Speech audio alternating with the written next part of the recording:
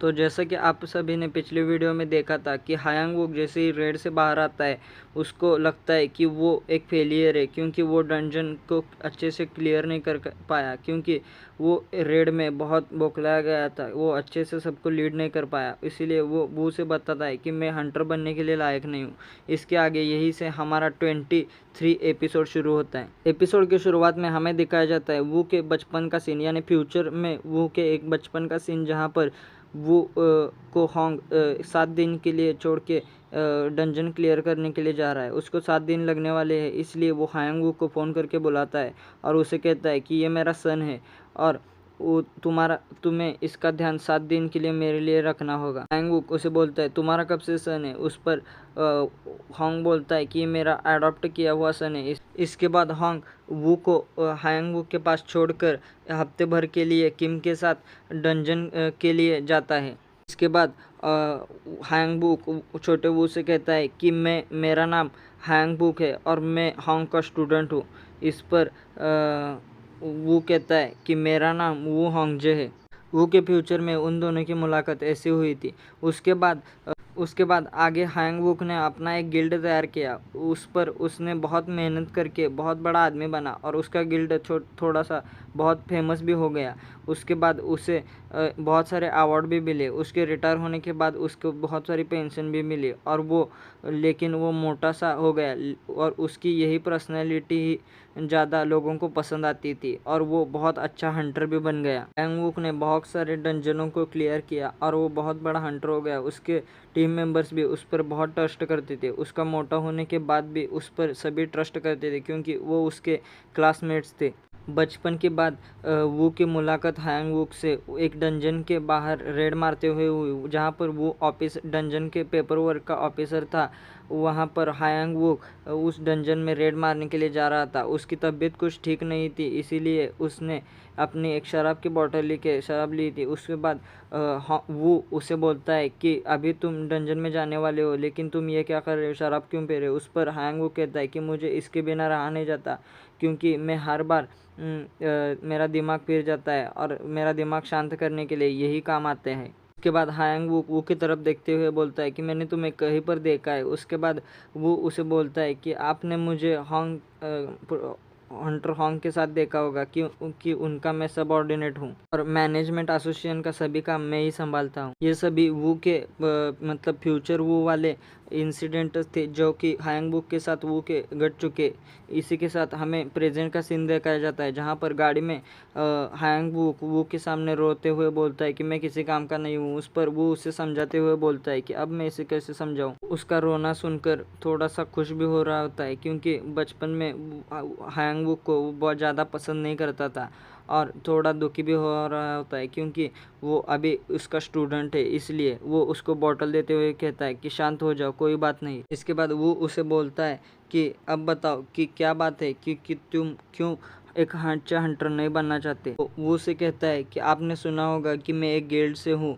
उस पर वो बोलता है हाँ, तो उसका क्या, तुम एक गिल्ड से हो। कि सबको बताए कि मैं एक गिल्ड से हूँ तो मैं एक प्रोफेशनल हूँ, ऐसा ही सबको लगता है, लेकिन आज जो मैंने किया उस पर मुझे ऐसा नहीं लगता कि मैं एक अच्छा हंटर बन पाऊँगा। उस पर वो आगे कहता है कि मैंने एक छोटा सा गिल्ड बनाया और सभी मेरे जैसे लोगों को इकट्ठा करके एक अच्छे से गिल्ड बनाकर उसमें चला। आज जब पिक्सिस के सामने मैंने सबको लीड किया तो मुझ में कुछ कमी लगी। मुझे लगा कि मैं अब एक अच्छा गिल्ड मास्टर बन सकता हूँ, लेकिन आज जो हुआ उसके बाद मुझे नहीं लगता। उस पर आगे वो उसे समझाते हुए बोलता है कि तुम्हारी बात सही लगती है, लेकिन मैंने तुम्हारी जैसे एक आदमी को देखा है जो कि तुम्हारी जैसा था। उसका बचपन तुम्हारी जैसे गुजरा था, बिल्कुल किसी अकेले बच्चे की तरह। वो भी छोटे बच्चे होते हुए भी बड़े बड़े कॉन्ट्रैक्ट में उसका हिस्सा था और उसने बिना जाने कि इसका क्या मतलब है, उसने बहुत सारे हंटर कॉन्ट्रैक्ट भी साइन किए थे। और वो इतनी सारी मुश्किल में फंसकर एक दिन वो वहाँ से किसी की मदद से बाहर निकला और वो सबकी मदद करना चाहता, क्योंकि उसके जैसे बहुत सारे लोग उसे दिखाई देने लगते थे। और सही तरह से सोचो, तुम मुझे बिल्कुल उसकी याद दिलाते हो। और आगे वो अपने मन में सोचता है, क्योंकि वो तुम ही हो। उस पर आगे वो बोलता है कि हायांग वो सच में कैसा था वो अब मुझे पता चल रहा है, क्योंकि वो उसका बिहेवियर मेरे साथ कुछ अच्छा नहीं था। उसके फ्यूचर लाइफ का वो बिहेवियर कुछ अच्छा नहीं था, क्योंकि उसके मन में बहुत कुछ भर चुका था। वो ऊपर से कुछ और दिखता था और अंदर से कुछ और था।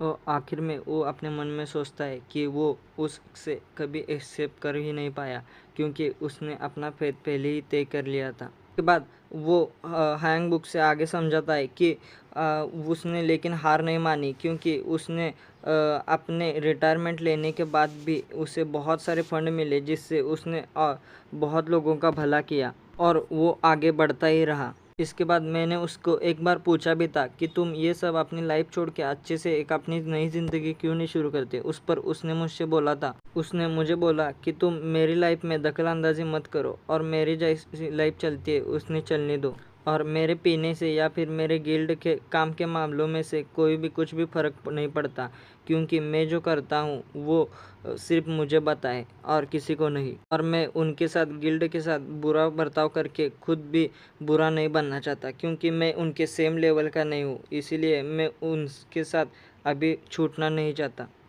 इससे अच्छा तो मैं उनके साथ रहकर उन्हें प्रूव करना चाहता हूँ कि मैं उनसे भी अच्छा बन सकता हूँ। उसके बाद वो हैंग बुक से कहता है कि देखो, ये मैंने कहा, लेकिन तुम भी प्रूव कर सकते हो कि तुम ऐसे बने रहते ही कितना इम्प्रूव कर सकते हो, और ये तुम्हारी ज़िंदगी है, इसके फैसले तुम ही कर सकते हो। उसके बाद हैंग वुक बोलता है कि तुमने उस पर्सन के बारे में बताया था कि वो गिल्ड मास्टर, उसे अब तक किसी ने जेल में नहीं डाला क्योंकि वो बुरे काम करता था।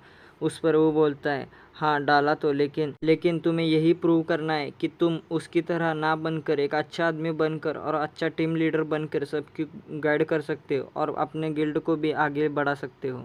और इसी के साथ हमारा ये एपिसोड यहीं पर ख़त्म हो जाता है और यहीं से हमारा 24 एपिसोड कंटिन्यू होते हैं। 24 एपिसोड में हमें बताया जाता है कि वो वहाँ से उसे समझा कर वापस जब आता है तब ऑफिस में वो किम और होंग को समझाता है जो कुछ भी उनके बीच में हुआ, और वो जो रेड फेल हुआ था उसके बारे में बताता है। होंग उस पर कहता है कि हाँ, मुझे तो लगा था, मैं तो डर गया था कि डंजन फेल कैसे हो गया। मुझे तो लगा कि वो इतना सा भी डंजन हैंडल नहीं कर सकते, तो आगे वो अच्छे हंटर कैसे बन पाएंगे। इसके बाद वो होंग से कहता है कि मुझे तो लगता है कि हैंग वुक के लिए, मतलब वो हैंग वुक के लिए हमें एक काउंसिल का इंतज़ाम करना पड़ेगा। उसे काउंसलिंग दोगे तो उसका दिमाग अच्छा रहेगा। किम उसे बोलती है कि ठीक है, उसके लिए काउंसिल देखना पड़ेगा। उस पर वो कहता है कि मुझे तो लगता है कि सिर्फ हैंग वुक के लिए नहीं, लेकिन सियो हैंडसॉन भी उसके काउंसलिंग के काबिल है। मुझे तो लगता है लेकिन उन सभी बच्चों के लिए एक काउंसिल का इंतज़ाम करना पड़ेगा जो कि बहुत अच्छा काउंसिल होगा। उस पर होंग कहता है कि हमें ऐसा काउंसिल देखना पड़ेगा ये जो बहुत बड़ा हंटर भी होगा। वो कहता है उससे क्या फ़र्क पड़ता है। किम उस पर बोलती है कि हाल ही में इंसिडेंट होने लगे कि एक काउंसिल हंटर पे एक बड़े से हंटर ने, उसके दिमाग घूम गया था और उसका दिमाग शांत करने के लिए वो काउंसिल जब उसके पास गया तो उसने अपनी हालत में उस काउंसिल पे हमला कर दिया और वो काउंसिल मर गया। बाद वो कहता है तो आगे क्या हुआ, उस हंटर को पकड़ लिया। उसके बाद सभी बोलते हैं कि उसको सारे डॉक्टर्स ने मिलकर पागल घोषित कर दिया, क्योंकि उसने वो खुद के दिमाग पे काबू ना होते हुए ये सब किया था। इसके लिए उसे ज़्यादा पनिशमेंट नहीं दी गई, लेकिन सभी डॉक्टर्स और काउंसिल ने ये तय किया कि किसी भी बड़े हंटर के या फिर किसी भी बहुत सारे हंटरों के तादाद में ही हम किसी का इलाज करेंगे। और बहुत सारे डॉक्टर्स ने भी मेजर से अपनी गारंटी के तौर लिखवा कर बहुत सारे हंटरों का इलाज किया, तभी ये पॉसिबल हुआ। और उन सभी डॉक्टर्स ने तय किया कि जो भी पेशेंट उनके पास आएगा वो सभी उन पे माइनर रिस्ट्रिक्शन डिवाइस लगाएंगे, तभी वो उनका इलाज करेंगे। और इसीलिए जो भी काउंसलर्स होते हैं वो अभी अपने काम फ़ोन पे ही करते हैं, फ़ोन पे ही वो सबको काउंसल करते हैं। ये सुनने के बाद वो अपने मन में सोचता है, मुझे तो बचपन में एक अच्छे काउंसल ने मदद की थी मुझे को अपने दिमाग पे कंट्रोल करने के लिए, लेकिन ये काउंसल कहाँ से आए। इन सब के साथ इंसिडेंट, मुझे तो लगता है कि आगे भविष्य में ऐसी घटना होने वाली है जिसके साथ काउंसल फिर से सबको काउंसल करने लगेंगे। इसके बाद वो होंग से पूछता है कि हमें अथॉरिटी गवर्नमेंट से कुछ हेल्प नहीं मिल सकती इन बच्चों के लिए काउंसिल करने के लिए, क्योंकि ये अभी भी बच्चे हैं। इस पर होंग बोलता है कि हमें एक्सपर्ट से कुछ मदद नहीं मिलने वाली, क्योंकि अभी सभी बिजी होंगे, क्योंकि थोड़े काउंसिल बचे हैं। इस पर होंग आगे कहता है कि बच्चे बहुत समझदार है और अभी भी सीख रहे हैं, चिंता मत करो, सब कुछ वक्त के साथ ठीक हो जाएगा। लेकिन वो कहता है कि हमें बच्चों का ध्यान रखना होगा, उनके लिए कोई तो काउंसलर रखना होगा। वो होंग कहता है कि तुम भी काफ़ी हो उन्हें काउंसल करने के लिए। वो कहता है लेकिन एक प्रॉपर काउंसल और पर्सनली बताने में बहुत सारा अंतर होता है। वो कुछ याद करके होंग से कहता है कि मुझे लगता है हमें स्पिरिट एसोसिएशन मतलब न्यू माइंड स्पिरिट एसोसिएशन की मदद लेनी पड़ेगी। उनके लीडर का मेरे पास नंबर है। उस पर होंग उसे कहता है कि तुम वहाँ पर जाना चाहते हो तो ठीक है, कोई बात नहीं, लेकिन वहाँ से तुमने पिछली बार बताया कि था कि वो उनका कनेक्शन लगता है आर्क के साथ है, तो थोड़ी इन्फॉर्मेशन भी निकालने में थोड़ा ध्यान देना और उनके लेक्चर में भी थोड़ा ध्यान देना। इसके बाद मैं तुम्हें इस स्कूल का काउंसलर भी बनाऊंगा। अच्छा रहेगा क्योंकि बच्चे तुम्हें बहुत समय से जानते भी है। इस पर वो कहता है तो हमारे टीचर स्टाफ में कुछ कमी नहीं हो जाएगी। इस पर वो को होंग कहता है कि कोई बात नहीं, क्योंकि तुम काउंसलर भी अच्छे हो, क्योंकि मैंने तुम्हें हायांग वो को समझाते हुए देखा भी है। होंग आगे कहता है तो ये तेरा है। इसके बाद होंग कहता है तो इस पर पार्टी तो होनी चाहिए, इसके लिए और बियर मंगाओ, और वो वेटर से कहकर और बियर मंगवाता है। उसके बाद वो सीन यहीं पर ख़त्म हो जाता है। उसके बाद हमें सीधे दूसरे दिन का सीन दिखाया जाता है जहाँ पर वो एक शॉप में नया फ़ोन लेकर बाहर आता है। वो बाहर आके सोचता है रास्ते से चलते हुए कि हमेशा ही हंटर जब आगे बढ़ता है और वो डंजन में जाता है तो वो दुनिया से अलग हो जाता है, उसे अपने प्रॉब्लम खुद ही सॉल्व करने पड़ेंगे। इसी वजह से ही बच्चे यहाँ से कुछ सालों में अलविदा कहना पड़ेगा, क्योंकि उन्हें इस कुछ सालों में वो ग्रेजुएट हो जाएंगे। उसके बाद वो किसी न किसी डंजन में जाएंगे तो वो उनके प्रॉब्लम खुद उन्हें ही सॉल्व करने पड़ेंगे, और मेरे से जितना हो सके मैं उतना अब तक उनके लिए करता रहूँगा। के बाद वो अपने फ़ोन में होंग की एक न्यूज़ देखते हुए बोलता है कि मुझे तो लगता था ये बच्चों के लिए ज़्यादा कुछ करता नहीं होगा, लेकिन ये बच्चों के लिए बहुत ज़्यादा कुछ करता है, और मुझे लगा था उससे भी ज़्यादा उसने ये सब कर रहा है। मुझे उस पर शक ज़्यादा नहीं करना चाहिए और उसकी बात हमेशा सुननी चाहिए। वो न्यूज़ की तरफ देखते हुए बोलता है कि होंग इस साउथ कोरिया का कोर है, जो कि एक यस रैंक का हंटर है, उसके होते हुए बाकियों को कुछ नहीं हो सकता। उसके बाद वो अपने फ़ोन से एक कॉल लगाता है जो कि उसी टीम लीडर को, यानी उस लेडी को जो कि new minds and spirits association से है, उसके लीडर को। उसको फ़ोन लगाते हुए बोलता है कि तुमने मुझे पहचाना, मैं वही टीचर।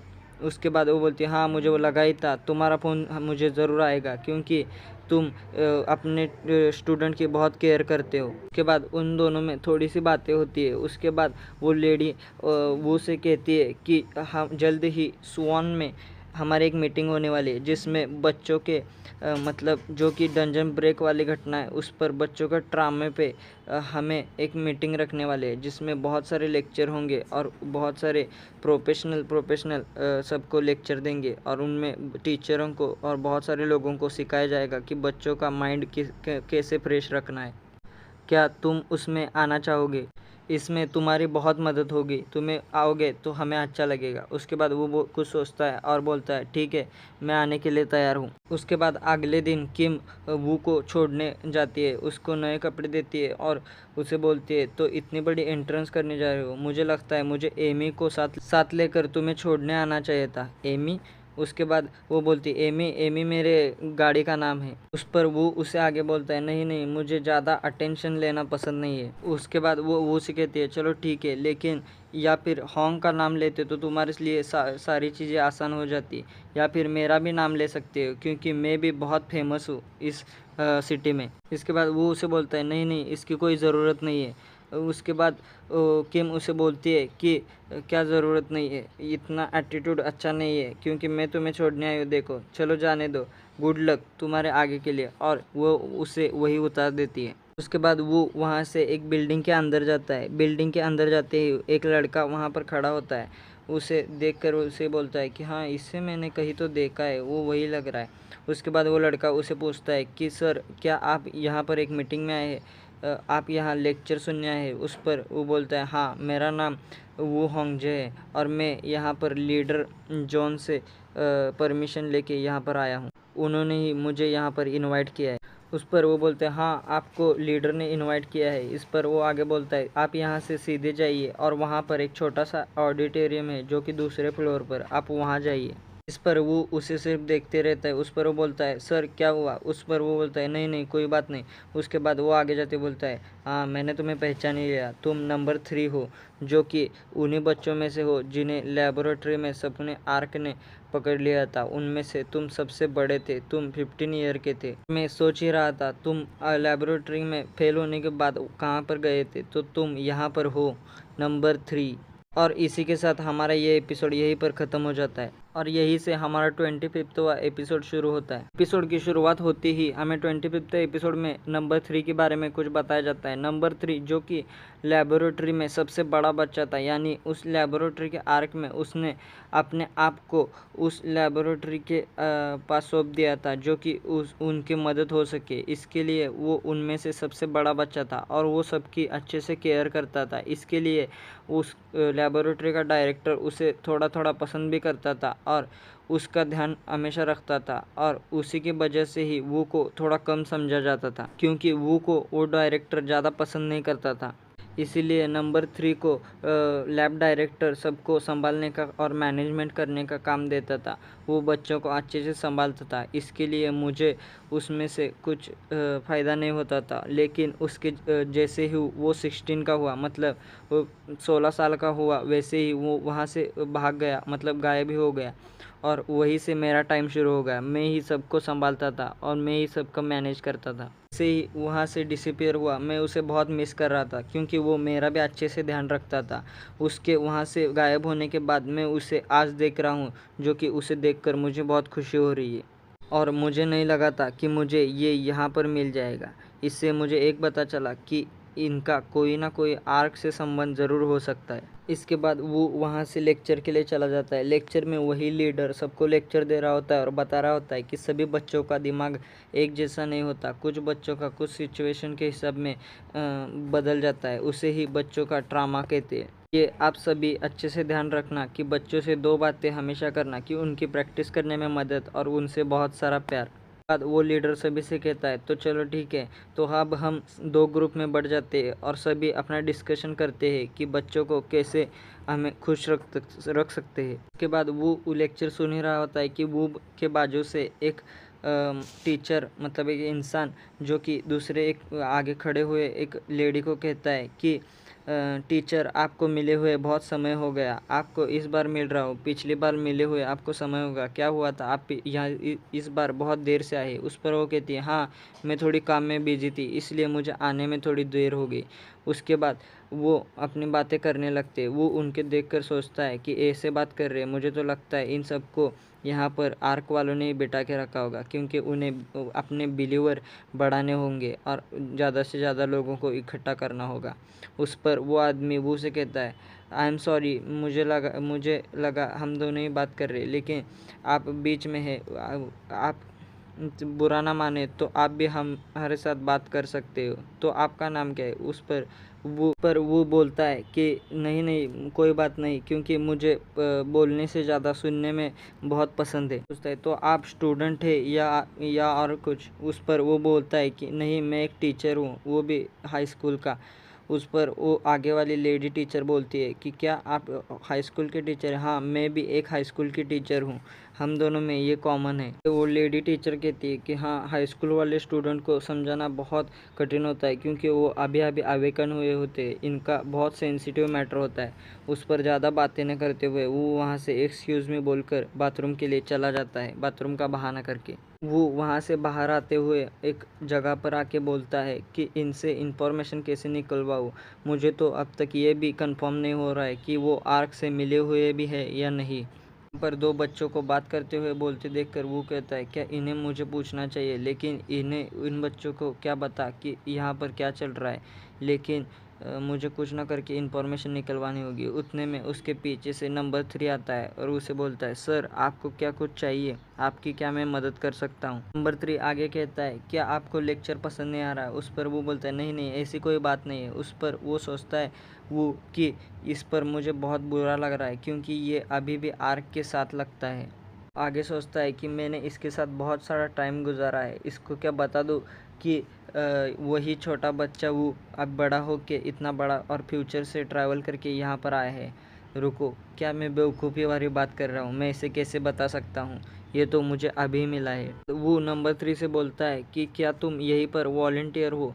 उसके बाद वो नंबर 3 बोलता है, हाँ, मैं यहाँ पर अपने घंटे कुछ वॉलंटियर करता हूँ और सबकी मदद करता हूँ। और मैं दूसरों की यहाँ पर मदद करके उनसे कुछ सीख कर हम उनको बच्चों को सिखाने की कोशिश करता हूँ। और वो आगे कुछ कहने लगता है, उतने में वो चुप हो जाता है।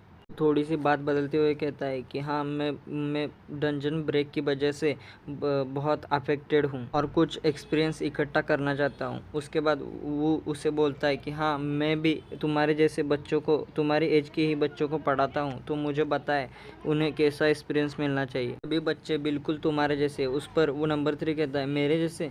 उस पर वो कहता है कि हाँ, तुम्हारे जैसे, क्योंकि वो सभी बाहर से बिल्कुल अच्छे दिखते हैं लेकिन अंदर से उनके मन में कुछ चल रहा होता है। वो आगे उसे कहता है, आओ, मुझे माफ़ कर देना, मैं कुछ ज़्यादा ही बोल रहा हूँ लगता है। पर नंबर 3 कहता है, नहीं नहीं, कोई बात नहीं। उस पर वो कहता है, मुझे लगता है ये बहुत मैच्योर हो गया है, क्योंकि मैं जिन स्टूडेंट को पढ़ाता हूँ वो इतने मैच्योर हो जाए तो वो कोई भी बात समझ सकते हो।